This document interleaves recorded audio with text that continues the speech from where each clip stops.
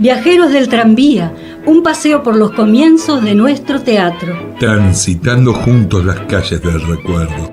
Escuchando historias de voces olvidadas. Curiosos que descubren con sorpresa el paisaje porteño de los arrabales. Un encuentro. Encontrarnos. Comunicate con nosotros. Encontranos en el Facebook Viajeros del Tranvía. Gracias por estar ahí. Gracias por su compañía.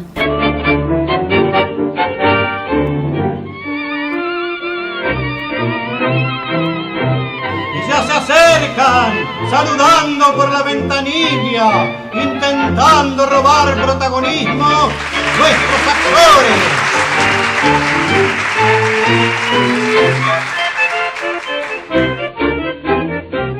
Este programa está auspiciado por el Ministerio de Cultura de la Nación y ha sido declarado de interés cultural por el Ministerio de Cultura de la Nación y por la Legislatura de la Ciudad Autónoma de Buenos Aires.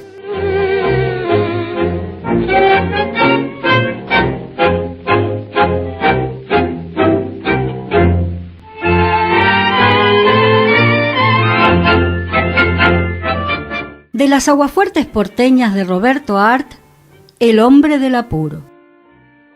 El hombre que necesita 1.000.000 de pesos para mañana a la mañana sin falta, no es un mito ni una creación de los desdichados que tienen que servirle todos los días un plato humorístico a los lectores de un periódico, no. El hombre que necesita 1.000.000 de pesos para mañana a la mañana sin falta, es un fantasma de carne y hueso que pulula alrededor de los tribunales. En el momento en que terminaba de escribir la palabra los tribunales, una ráfaga tibia ha venido de la calle y el tema del hombre que necesita 1.000.000 de pesos para mañana a la mañana sin falta se me ha ido al diablo. Y he pensado en el hombre del umbral. He pensado en la dulzura de estar sentado en mangas de camiseta en el mármol de una puerta, en la felicidad de estar casado con una planchadora y decirle: «Nena, dame 15 guitas para un paquete de cigarrillos». Han venido días tibios. No sé si se han fijado en el fenómeno, pero todos aquellos que tienen un pantalón calafateado, emparchado o taponado, que según las averías del traje se puede definir el género de compostura, remiendo, parche o zurcido, todos aquellos que tienen un traje averiado sobre las asentaderas, meditan con semblante compungido en la brevedad del imperio del sobretodo. Porque no se puede negar, el sobretodo, por rasposo que sea, presta su servicio. Es cómplice y encubridor. Encubre la roña de abajo, las roturas del lienzo. Si siempre hiciera frío, la gente podría prescindir de los sastres y hacerse un traje cada 5 años. En cambio, con este vientecillo tibio, pronóstico de próximos calores, los sobretodos saltan. Y no solo los sobretodos quedan amurados en un rincón del ropero o del bulín, sino que también la fiaca que llevamos infiltrada entre los músculos se despereza y nos hace pensar que de no conseguir... ¡Ay! ¿Quién pudiera conseguir 1.000.000 de pesos para mañana a la mañana sin falta? ¿Quién pudiera? O estar casado con una planchadora. Porque todos los consortes de las planchadoras son fiacas declarados. El que más labura es aquel que hace 10 años fue cartero. Luego lo exoneran y no ha vuelto a laburar. Deja que la mujer pare la olla con la cera y el fierro. Él es cesante. ¿Quién fuera cesante? Hace 10 años que lo dejaron en la vía. A todos los que quieran escuchar, le cuenta la historia. Luego se sienta en el umbral de la puerta de calle y le mira a las gambas a las pebetas que pasan, pero con seriedad. Él no se mete con nadie. No trabajará, como dice la mujer, pero eso sí, él no se mete con nadie. Más de una ricachona quisiera tener un marido tan fiel. Uno se explica cómo ocurren los crímenes. Una palabra apareja otra. La otra trae a cuentas una tercera y cuando se acordaron, uno de los actores del suceso está vía a la chacarita y otro a los tribunales. Lo mismo ocurre en cuanto uno escribe. De una cosa se salta involuntariamente a la otra, y así, cuando menos pensaba uno, se encuentra frente al tema de la fidelidad de los fiacas, porque es bien requete cierto. Los hombres del umbral, los que no quieren saber ni medio con el trabajo, aquellos que son cesantes profesionales o que esperan la próxima presidencia de Alvear, como anteriormente se esperaba a la presidencia de Irigoyen, la nombrada cáfila de esquenunes helioterápicos es fiel a la donna. ¿Por qué? He aquí un problema, pero es agradable insistir. Todo fiaca umbralero le es fiel a su cónyuge. Él no trabajará, él se tirará muerto, él mangará su cisebuta para los cigarrillos y la ginebra en la esquina. Él le tirará un cascotazo a los perros cuando joroban mucho en el barrio. Él irá al boliche a jugar su partida de truco o de 7:30. Él irá nocturnamente a cumplir a los velorios y a decir el sacramental: lo acompaño en el sentimiento. No seré yo quien niegue estas virtudes cívicas del fiaca, no seré yo. Pero en cuanto a fidelidad, allí sí que puede estar segura la señora planchadora de que su hombre no le falta ni un chiquito así. ¿Es que el leguillún no cree en el amor? A lo sumo este nene se limita a mirar y a sonreír cuando pasa una buena moza recién casada, como quien dice, pensando en el marido. ¿Qué señora posta tiene fulano? A lo sumo la saluda con picardía. Al máximo aventura un chiste un poco rana, un chiste de hombre pierna que se ha retirado de los campos de combate antes de que lo declaren inútil para toda batalla. Pero de allí no pasa. No, señor, de allí no pasa. Él es capaz de caminar 10 cuadras a patacón para visitar a su compadre o a su comadre. Él es capaz de ir para votar al caudillo parroquial a cualquier parte. Él, si se ofrece un asado con cuero, no negará su participación en el escabio, pero en cuanto a líos con polleras, eso sí que no. Y ella vive feliz. Él le es fiel. Cierto que no trabaja, cierto que se pasa el día sentado en el umbral, cierto que pudo haberse casado con mengano que ahora es capataz en la aduana, pero el destino de la vida no se puede cambiar. Y la planchadora piensa que si bien es cierto que todas estas cosas no se pueden pretender de un hombre constituido normalmente y de acuerdo a todas las leyes de la psiquiatría, en cambio él es fiel, rotundamente fiel, y hasta le cuenta a quien la quiera escuchar que no falta una amiga fulana que le quiso quitar el marido.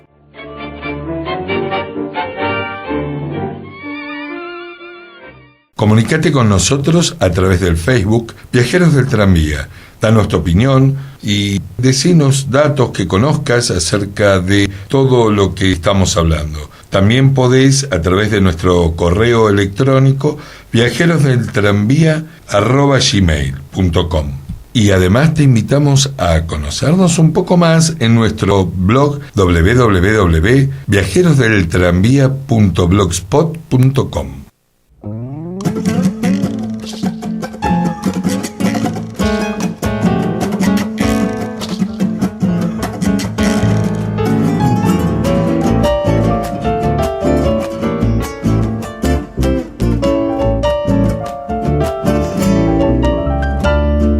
Hace tiempo y buscando por ahí una chacarera, allá en los montes que hay en mi pago, campo afuera, campo de la Ludita, monte adentro de Tulumba la he de encontrar, linda su banda de percal, baila doña Dominga la chacarera, abajito de un tal la vi por ser montaraza, y unos tizones de leña mansa la aromaban con su olor, unos gajos de tala que supo cortar mi amigo Don Vivas al caer el invierno pasado para su corral.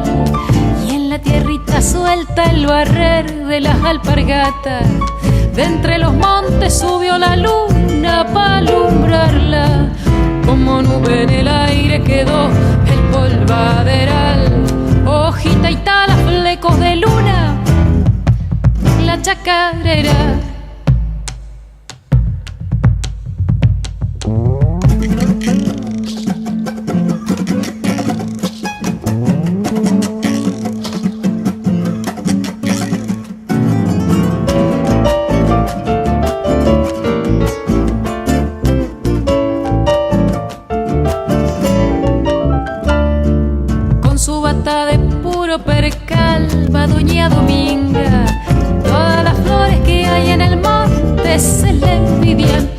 se le envidian porque no hay un color más hermoso que el de su percal. Mimosa que sepa regalar el donaire que tiene su buen zarandear.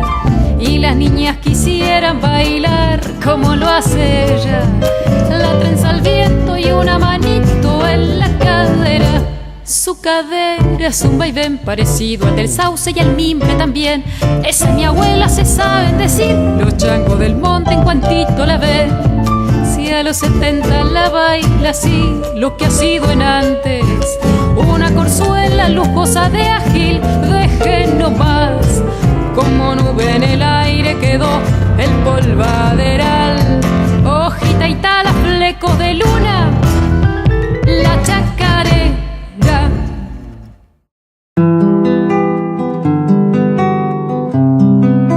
Buen día a todos en este esplendoroso domingo. Les deseamos Andrés Singer y Ana María Leza, que estamos acá junto con ustedes para pasar un rato entretenido. un viaje más con los viajeros del tranvía, hablando de teatro, escuchando algún radioteatro, algunas escenas y muchas cosas más que estamos preparando para ustedes. Buen día, Ana, ahora oficialmente.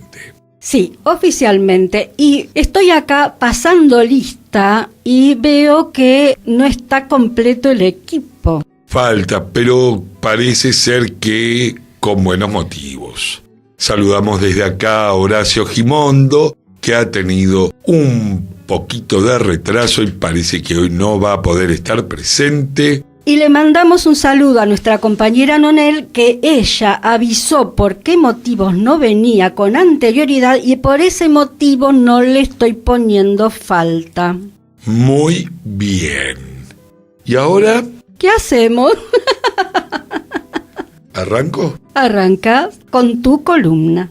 Bueno, hoy estuve investigando y como siempre buscando cosas y estuve viendo algunas cositas de un autor, Mauricio Pacheco. Mauricio Pacheco es un autor de sainetes, podríamos decir rioplatense, nacido en Montevideo el 1 de diciembre de 1881. Hijo de un coronel argentino, Agenor Pacheco, radicado en Uruguay por motivos políticos. Agenor riojano, se ve que algún problemita de haber tenido en esa época, era bastante común tener problemas políticos. A poco de nacer, viene a Buenos Aires y con solo 6 años, su padre falleció. Estudia en el Colegio Francés de Loncan y si bien no realiza estudios universitarios, se dedica a escribir.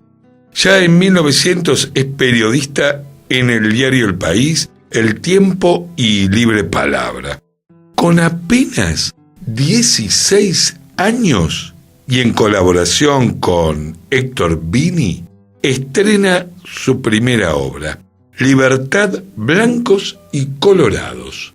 No conforme con ser escritor, tiene un intento de ser actor. Entonces consigue, según cuenta Alberto Ballerini, autor, director y productor argentino de la época, que Pacheco logra un papel en la obra Papá Martín, con la compañía de Jerónimo Podestá.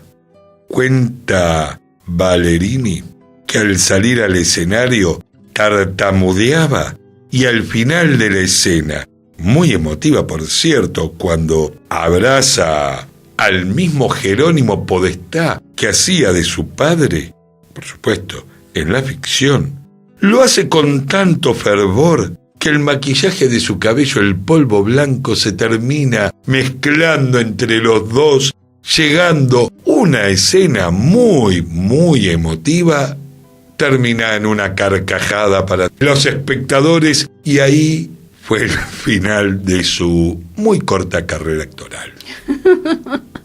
Demasiada emoción fuera del personaje. Se ve que no estaba preparado para el tema. Pero bueno, más allá de su fracaso como actor, se consagra escribiendo un total de 78 obras de teatro, nada más y nada menos. En su mayoría son sainetes. Diría el mismo Pacheco: nuestra formación impide que destaquemos al tipo noble que ha permitido a Ramón de la Cruz, importante dramaturgo español, y a otros ingenios crear el sainete y la figura del sainete, en algunos casos la penetración psicológica, rápida y colorida de algunos autores ha dado figuras del mayor elogio. Pero enseguida, la trágica sensación de la vida inquieta y desborda con la fiebre de conquista en pasiones renovadoras que agitan al inmigrante básico, invaden nuestra escena y un hálito de drama quiebra el pintoresco trazo. Deja de ser un sainete tan festivo y se le da, por las condiciones sociológicas de nuestro presente en aquel momento, un tinte dramático en lo que justamente Pacheco se destacó y fue un poco el precursor de lo que más tarde haría Discépolo en sus obras, en su dramaturgia, pintando los personajes no solo en su parte más risible, en su parte más graciosa, sino en algo más profundo y un poco más psicológicamente desarrollado, y con una sociedad que de alguna manera viene viviendo fundamentalmente con inmigrantes que tratan de desarrollarse, como tantas veces hemos dicho, viviendo ¿en dónde? En los conventillos. Una vez más, conventillos que podrían llegar a tener hasta 400 y 500 personas en apenas una veintena de habitaciones. Sí, el sainete atravesó por distintas fases y hay uno que es de fiesta, que es divertido, y hay otros que tocaban temas como lo que vos estás mencionando, Andrés, temas más profundos o situaciones más dramáticas. Absolutamente. Si bien cuentan de Pachequito, que así lo llamaban sus amigos en la época, lo describen de esta manera: su vida no ofreció pormenores dramáticos, no conoció estrecheces ni pobreza, pues siempre tuvo un decoroso pasar. Fue un bohemio voluntario de elegante apariencia, pelo corto, mentón rasurado, puños limpios, y que animaba veladas en el Café de los Inmortales, la Armonía y el Tropezón. Con lo cual queda claro que de alguna forma era un poco, a decir hoy, más burgués que algunos de sus camaradas dramaturgos, escritores. De todas formas, también se sabe que Pacheco tuvo una actividad en defensa de los beneficios de los autores y en la sociedad de autores argentinos. Hoy argentores. Y participó bastante en esta defensa de los autores, como ya hemos hablado, que empezó con todo esto, con la conquista de algunos derechos que en aquella época no eran tan comunes. Entre otros títulos vamos a destacar Los Disfrazados, El Batacazo, Los Reos, y una larguísima lista de los que vamos a hablar más adelante, y entre ellos hemos elegido El Diablo en el Conventillo, de la que con el compañero Horacio Gimondo vamos a hacer una de sus escenas en algún momento, cuando esté con nosotros, y hablaremos mucho más de esta obra y de este autor, al cual le debemos una gran parte de nuestra historia teatral. Bueno, Carlos Mauricio Pacheco nació el 1 de diciembre de 1881 y fallece en febrero de 1924. Fue, como dijiste vos, periodista, director de teatro, autor teatral y de letras de tangos. Es verdad, 2 tangos, Los Disfrazados y Compra y Venta, Felicia, El Pan Amargo y El Mal Trago. Muy bien, 10. Fue dramaturgo argentino, nació durante el exilio de su padre en Montevideo, Uruguay, y a los pocos meses de edad su familia regresa a Buenos Aires, donde reside toda su vida. Se desempeñó como periodista en El País, Libre Palabra y El Tiempo. A los 16 años estrenó su primera obra, Blancos y Colorados, en el Teatro Libertad de Buenos Aires. Luego siguieron con gran éxito los estrenos de todas sus obras, más de 80, en su mayoría sainetes, como dijo Andrés. Algunas de ellas fueron La Ribera, Música Criolla, Los Equilibristas, Pájaros de Presa, Tangos, Tongos y Tungos, El Diablo en el Conventillo, Don Quijano de la Pampa, Los Reos, etc. Una de sus más recordadas obras fue Los Disfrazados, que la estrenó la compañía Parravicini Podestà. Esa compañía estrenó muchas de sus obras. Sí. Y bueno, ya sabemos quién era Parravicini, uno de los actores más importantes de la época, que tenía características muy humorísticas y con una facilidad muy grande de improvisación. Sí, sí, muchísimo histrionismo, y era famoso en su época también por improvisar bastante en las obras. ¿Amigo de quién? De Carlos Gardel. Eran todos amigos en aquella época. Y también Parravicini era además pariente de Benjamín Solari Parravicini, el Nostradamus argentino, tan conocido por sus famosas profecías. Mirá vos. Así que bueno, mezclamos el tema esotérico, metafísico, con los sainetes. Sí, bueno, qué extraño, ¿no? Todo esto, porque, bueno, o no, los actores y el esoterismo y la magia creo que siempre tuvieron muchos puntos de contacto. Vaya uno a saber por qué. Quizás porque los actores de alguna manera también son un poco magos, en algún sentido. Sí, sí, también. ¿No? Creando mundos mágicos que no existen. Eso cuando desarrollan a pleno su potencial y pueden generar mundos que de alguna forma nos permiten transitar quizás mejor algunos malos momentos de nuestra existencia. Y los buenos también. Reflejarnos como en un espejo y aprender cada día más de cómo somos, de quiénes somos. Bueno, un poco eso, ¿no? El teatro tiene mucho, digamos, de conexión con lo mágico, porque yo siempre sentí, y una de las cosas que me atrajo del teatro, esa sensación de entrar a un teatro y entrar en una especie de templo en donde se va a hacer algo colectivo que tiene que ver con la magia de alguna forma, con la conexión entre la historia que escribió un autor que a lo mejor murió hace muchos años o es contemporáneo, en conexión con los actores que están en el escenario, en conexión con el público. Tiene algo de magia todo eso que me remonta un poco a las cavernas de Lascaux o de Altamira, y al chamán y al grupo humano haciendo un ritual para la casa.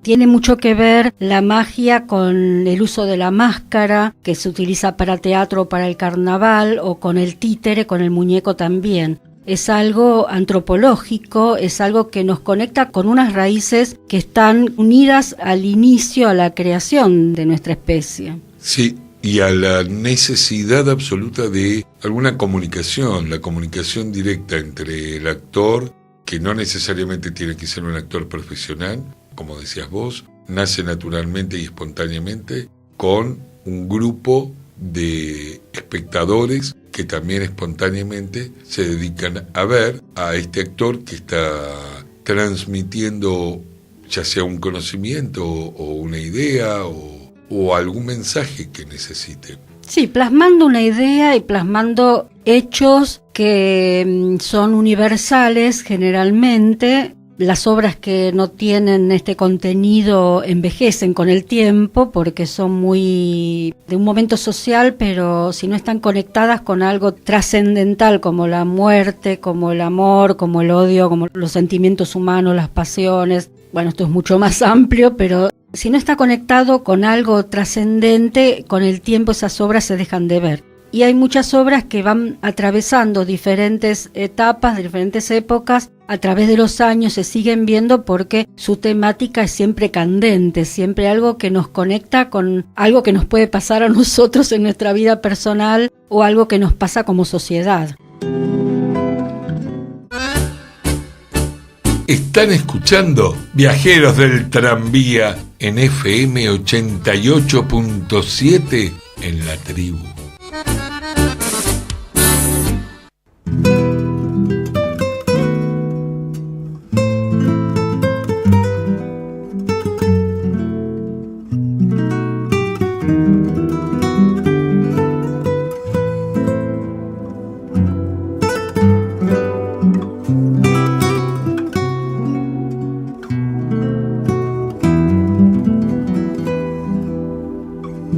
Los sábados al obraje, solito por las picadas, el guitarrero Juan Ponce, como sin querer llegaba. El guitarrero Juan Ponce, como sin querer llegaba. Los hacheros en la noche, contentos porque él les canta, se ríen de a pedacitos, igual que brasa soplada, se ríen de a pedacitos, igual que brasa soplada. Cuando Juan Ponce larga en el monte su voz pastosa, el hacha de la luna se derrama hoja por hoja. El hacha de la luna se derrama hoja por hoja.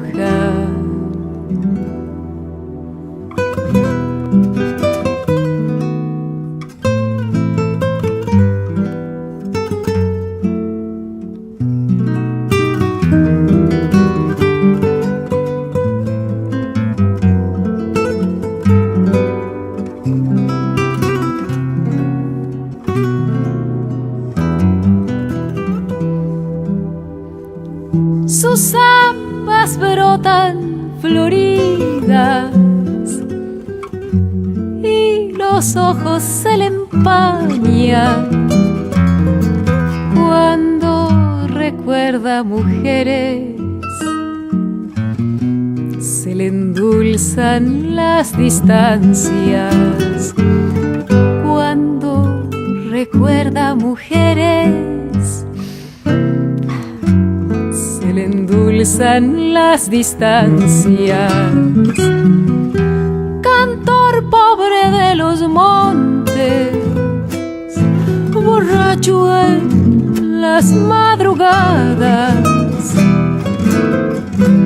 la guitarra con su sombra lo llevan crucificado.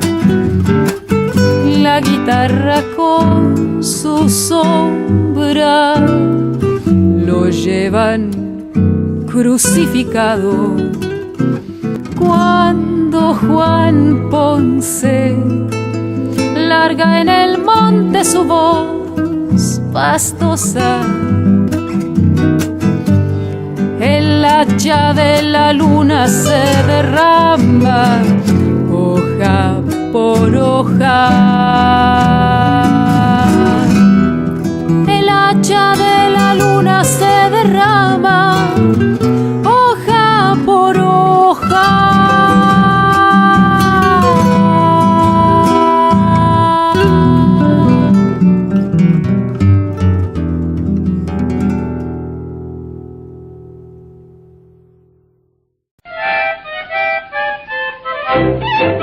Tiene la ventaja el teatro de tener un director que reinterpreta y recrea, vuelve a crear una estética que puede tener que ver con los tiempos en que ese grupo, ese también, por supuesto, creador, que es el director, y los actores están viviendo. Entonces puede tomar un texto y volver a crear con ese texto de un autor que, como vos decís, tiene que tener una temática profunda, una temática que despierte el interés del que lo ve.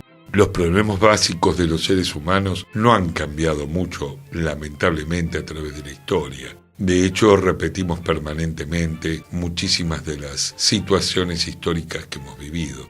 El amor, la muerte, en general son los temas más profundos que el poder, ¿no?, que aparecen en la mayoría de las obras. Claro, ahora que decís poder, el abuso de poder, la falta de dinero, la falta de trabajo, el rico, el pobre, las injusticias, es decir, todo eso que se va transmitiendo, sucediendo en todas las sociedades desde el inicio de nuestra especie hasta nuestros días. Son cosas que desgraciadamente siguen siendo actuales. Cosas que no se resuelven por conveniencia de alguien siempre, y bueno, también porque somos así. Todos tenemos en mayor o menor medida una parte de luz, otra parte de oscuridad, y tenemos el libre albedrío de elegir con cuál de las dos partes nos manejamos. Y hay mucha gente que prefiere la oscuridad y mantiene a mucha gente, bueno, en situaciones de extrema pobreza o de pobreza intelectual y espiritual también. A veces con esos programas o esa cultura de comida chatarra, como se dice habitualmente, por las golosinas y las gaseosas con químicos, con azúcar y todo eso que no nos alimenta. De la misma forma, hay momentos en los cuales, y a veces van pasando las décadas, también hay espectáculos que uno ve, películas o series de televisión, que no nos alimentan intelectualmente, que no nos hacen crecer. Quizás porque, bueno, si yo soy el que voy a producirlas, soy el que va a poner el dinero para ello, y yo soy el productor de determinado, como decías vos, ¿no?, producto, comida chatarra, etcétera. El fin muchas veces es básicamente el producir algo que genere más consumo. Me parece que una de las características que diferencian entre teatro comercial o cine comercial con el cine artístico es básicamente esto, ¿no?, productos de consumo. Hace un par de programas atrás hablábamos, o yo planteaba esto, ¿no?, el producto. Sí. El teatro como producto. No digo que no lo sea, pero el producto se vende, y si se vende tiene un interés comercial. Y muchas veces, dado que vivimos en una sociedad absolutamente capitalista y la necesidad de la subsistencia, también nos lleva muchas veces a tener que aceptar hacer determinados productos, aunque no estemos del todo a favor. Son muy pocos los que se niegan en programas de radio o en películas. De hecho, vemos mucho en películas productos, marcas, Claro, ¿no?, sí. que son las que no es casualidad. Están puestas ahí porque esas grandes capitales los ponen con ideas muy particulares y con la idea de que se consuma cada vez más, y tratando de inventar mitos o de inventar simbolismos, quizás muchas veces falsos, asociados con personajes que no son tales en la vida real. Claro, también de imponer ideas, en muchos casos, por detrás de lo que es la trama de la película. Manejar un poco al espectador e inducirlo a hacer determinadas cosas, a cambiar de parecer. Hay que tener cuidado, y también por eso uno tiene que ser crítico y tiene que ver los espectáculos, sean de cine o de teatro, siempre con una actitud crítica y siempre una actitud personal. Entonces, de ahí evaluar las ideas que a uno le están proponiendo, pero no consumirlas como una especie de ganado mirando una película y comiendo pochoclos sin darse cuenta o sin pensar qué es lo que está viendo. Dentro de lo que es el cine comercial y el teatro comercial también se han dado películas artísticas, obras de teatro artísticas. siempre depende de la intención del productor, de quién está detrás de lo que uno está viendo, porque hay productores que sí quieren hacer una obra artística y que a la vez también recuperar su dinero y hacerlo crecer y seguir dedicándose a ese trabajo tan difícil que es producir y llevar adelante a muchos actores que también quieren cobrar y bueno, directores, y hacer éxitos, porque si tienen un fracaso posiblemente les resulte muy difícil remontar eso y continuar haciendo éxitos, porque también la sociedad y los críticos los señalan como perdedores, y ver también cómo se maneja las emociones humanas. Yo estoy en contra, o me gustaría plantear, hablaste de perdedores y ganadores, y me viene a la mente una idea que hace bastante tiempo, esta cosa extraña, el arte compitiendo, el arte entre ganadores y perdedores, concursos. Sí. Esta película es mejor que esta otra, y entonces, que en realidad es solo un sistema comercial. Yo voy a hacer algo que seguramente va a ser muy criticado, porque siempre es así. No recuerdo una buena película ganadora de un Oscar. Alguien podrá decir, bueno, pero vos ¿qué pretendés? Sí, recuerdo otros premios que han premiado a grandes películas, grandes trabajos. Sí, Oscar a la película extranjera, de grandes películas, pero ganadoras de Oscar en general están muy teñidas de momentos políticos y de intenciones políticas. El cine comercial norteamericano está estudiado, no lo digo yo. Siempre estuvo teñido de intenciones, tiene muchas intenciones. Demostrar en su momento que los originarios de los Estados Unidos eran tontos, eran malos, fundamentalmente muy malos, y había que matarlos a todos. Y por suerte venía la caballería con el famoso y rintintín atrás, el perro maravilloso. Y por supuesto matando indios, cuando esto dejó de ser negocio y cuando la idea era ya demasiado obvia, se empezó de a poco a hacer algunas películas donde podían decir que no todos eran tan malos. Como Danza con Lobos. Claro, entonces ahí los defendían de una manera muy particular y siempre en búsqueda de una bajada de línea, nunca preguntando. El arte es mi óptica, el arte plantea preguntas. No es mi óptica, en realidad esta es una idea robada de grandes directores y de grandes del teatro y del arte. El arte plantea preguntas, no tantas respuestas. Y eso se ve poco en mucho del cine comercial norteamericano, que nos inunda. Ese es el problema, en la elección. Y nosotros, muchas veces, sin querer, copiamos actitudes, copiamos costumbres. Es muy, muy extraño. Tuve que esperar muchos años y ser muy grande y contactarme con muchos mexicanos para saber cómo son. Porque si no, los mexicanos eran todos bigotudos, muy malos también, muy tontos. Y hoy, que tengo la suerte de contactarme con muchos mexicanos y me doy cuenta que tienen una inteligencia y un humor y una manera de vivir y tantos puntos en común con nuestra sociedad argentina y con los que me llevo realmente excepcionalmente bien, nos reímos y les hablo de esto. ¿Cómo? ¿No eran todos malos? ¿No eran todos ustedes malos? Y tontos además. Macho y tal. Y todas esas imágenes, por suerte hicieron pocas películas sobre argentinos, porque no quiero imaginar lo que hubieran podido decir, aunque alguna de Walt Disney he visto y recuerdo hablando de nosotros. Y realmente nos hubiera herido mucho. Creo que se tomaron el trabajo de no pasarlo aquí en los medios argentinos, porque hubiera sido muy triste ver lo que ellos piensan en general de nosotros como sociedad. Bueno, en una de esas películas seríamos todos gauchos. Seguramente. Sí, de todos modos voy a contradecirte. Una vez más, porque yo que soy fan del Superagente 86... Sí, yo también. protagonizada por Don Adams y Barbara Feldon, que yo voy comprando las temporadas y lo veo en mi DVD.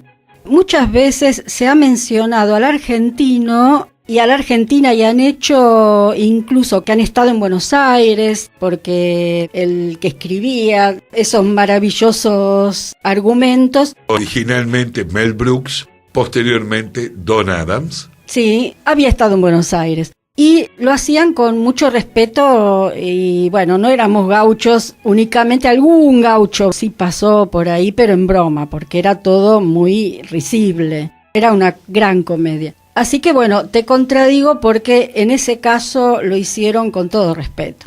No, sí, no, nada es absoluto y todo lo que uno piensa o plantea detrás de un micrófono no es en absoluto verdadero. No son verdades. Sí, no es blanco y negro. Ni es blanco y negro, ni absolutamente verdad, ni lo que diga yo, ni lo que escucho detrás de un micrófono. Ese es uno de los grandes problemas también que tenemos.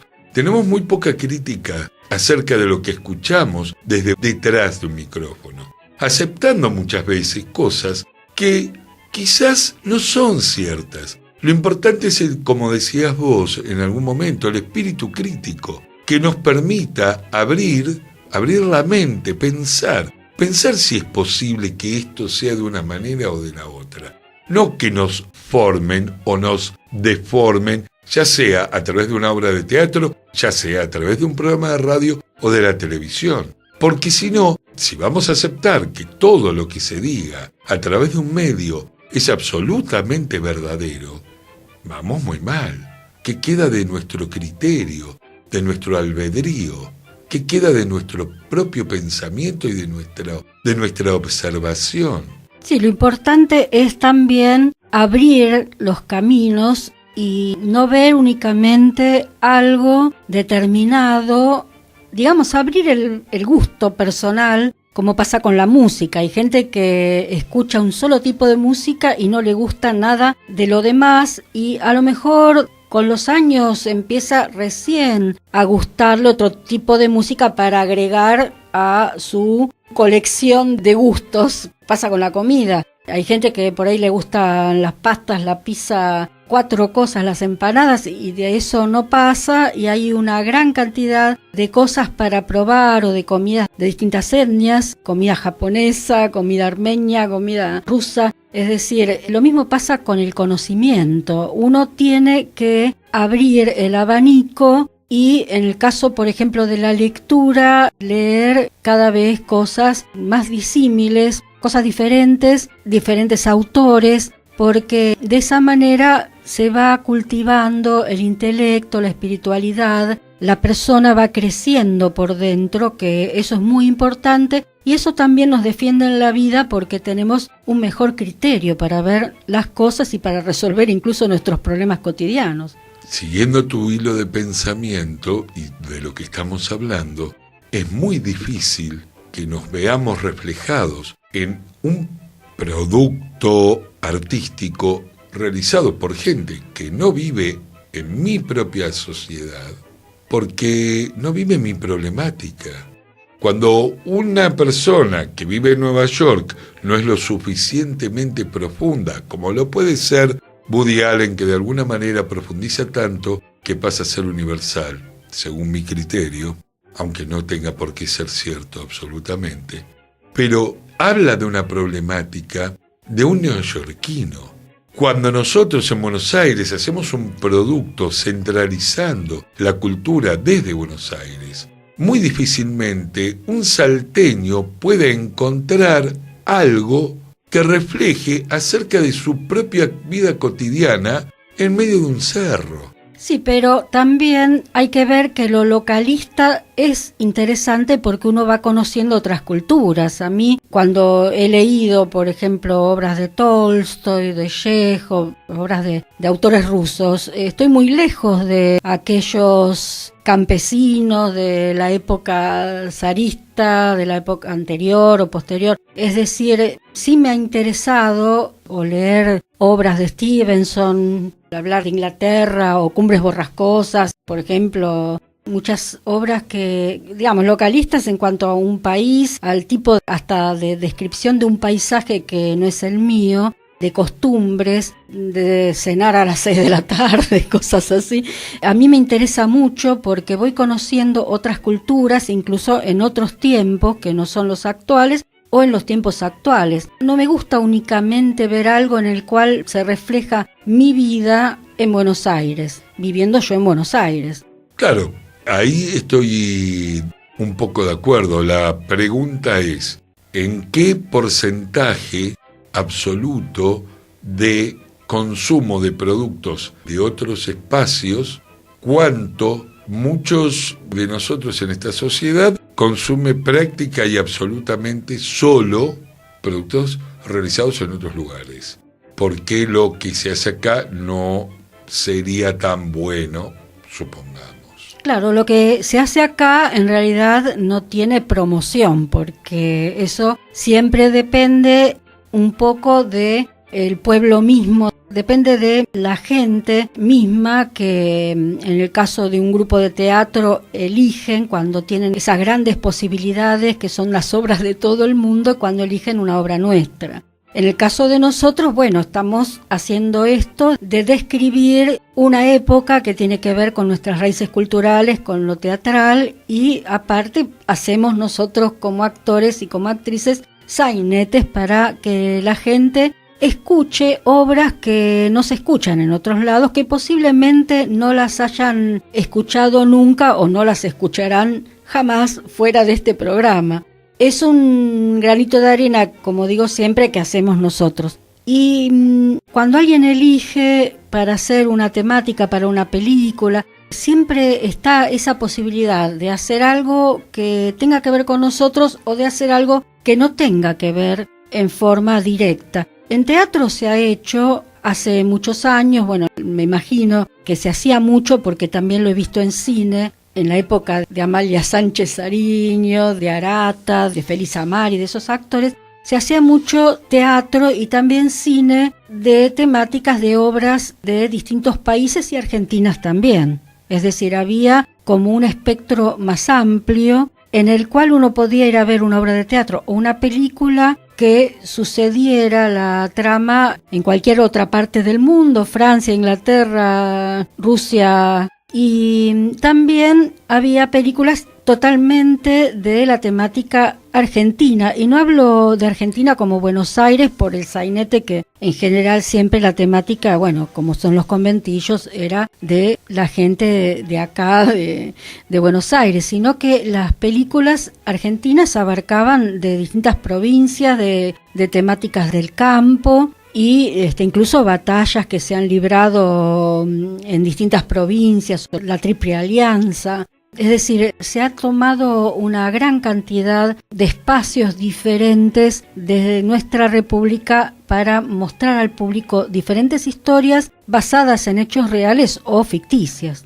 Sí, competimos con un capital desmedido cuyo objetivo es, entre otras cosas, vender sus productos. De hecho, esto ocurre no solamente nos ocurre a nosotros, en Europa también. Tienen la invasión absoluta de productos desde los Estados Unidos, básicamente desde los Estados Unidos, como una especie de competencia desleal en algún sentido, por todo lo que implica. Hay un dejo de comercio en todo esto que es muy, muy, muy fuerte, muy fuerte. El cine no nace en los Estados Unidos, pero Estados Unidos lo toma y lo explota de una manera que le permite, como dije antes, bajar línea en favor de algunas ideas preconcebidas por los que ponen el dinero, ya sea en contra de determinada etnia o a favor de determinada etnia,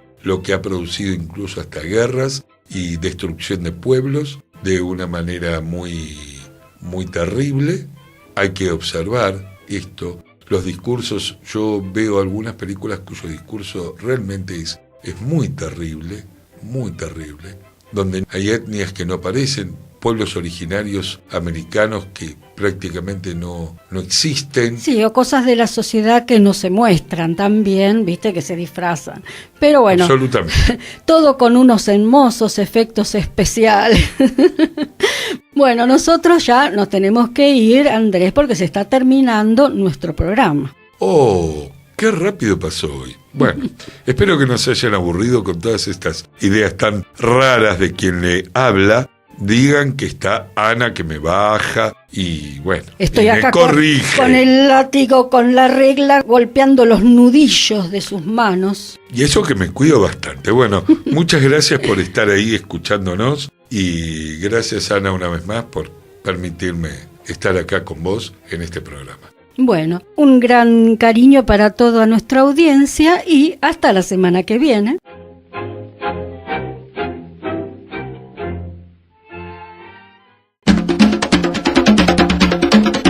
Esperamos que el programa les haya gustado. Y desde ya quedan todos invitados a viajar con nosotros en este tranvía la próxima semana. El próximo domingo, en un nuevo encuentro con el grupo Infraganti.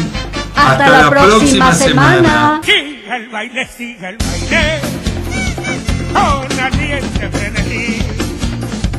La comparsa de los tres, al compás del tambor, ven a bailar.